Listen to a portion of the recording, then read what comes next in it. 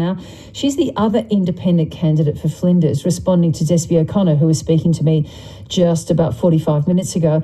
Sarah Russell, good morning. Do you also believe that Despi O'Connor should stand down and stop campaigning? Oh, that's a tricky question to start with, Virginia. I was going to. It's the only question that matters here. Well, I'm a 60-year-old, I wanted to tell the audience, and I've stood up because the voices of Mornington Peninsula lost their candidates. They had a selection process. Despi was one of the candidates. The other candidate, Claire Boardman, got endorsed. Despi went out on her own, and then Claire withdrew. So I was in a situation where I really wanted to see the end of the Liberals here on Flinders. I really did. So I stood up, and I'm now the candidate for the last 3 months. Yes. And do I think she should stand? I think Despi has run a really good campaign, and I feel sorry for her.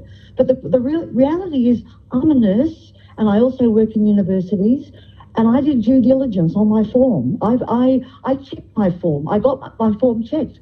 I could have been ineligible if I was, still receiving a salary as a nurse or a... So how did you fix that for yourself, Sarah? What did you do in relation to your work?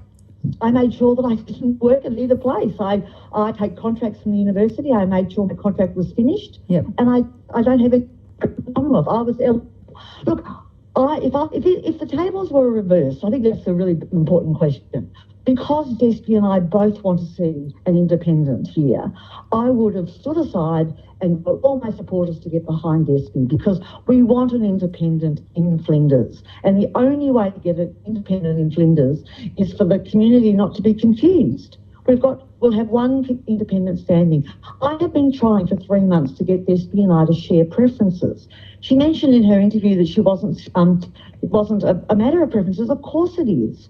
If Despi and I had shared preferences, it wouldn't have mattered.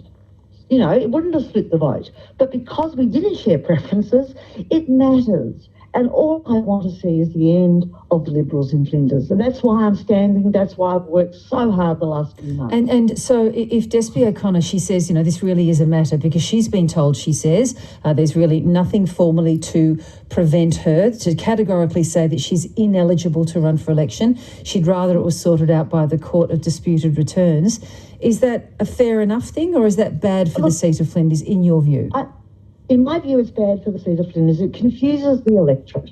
Look, categorically, absolutely. A High Court will decide categorically. But we have a precedent. We have Phil Cleary. He was in exactly the same position as Despi, and the High Court ruled him ineligible. It's likely that we're going to see her declared ineligible, and the possibility then of a by-election. Who wants all that? We just need to get cracking. Flinders needs action on climate, action on aged care reform. It needs to stop political corruption with an ICAP. We need to get going from day one. We don't want to mess around with high courts and by-elections. The electorate deserves better than that, and so do the taxpayers. Sarah, how do you like your chances? Which way do you think it's going to go? Will it stay a Liberal seat? I think the latest mess has probably been very good for the Liberals. Yeah, very disappointing, because we've worked so hard. Both of us have worked hard.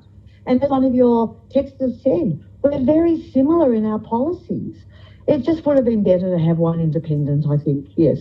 Well, but it's a democracy. I mean, there could be 25 independents standing, No, Of course. And Despi had every right. After she didn't get the endorsement from Voices, she had every right to go out on her own. Absolutely, no question. Sarah, good to talk to you. Thanks so much. And we'll check in on the seat of Flinders, of course, when we have our morning after broadcast, which we will have here on ABC Radio Melbourne the morning after the election.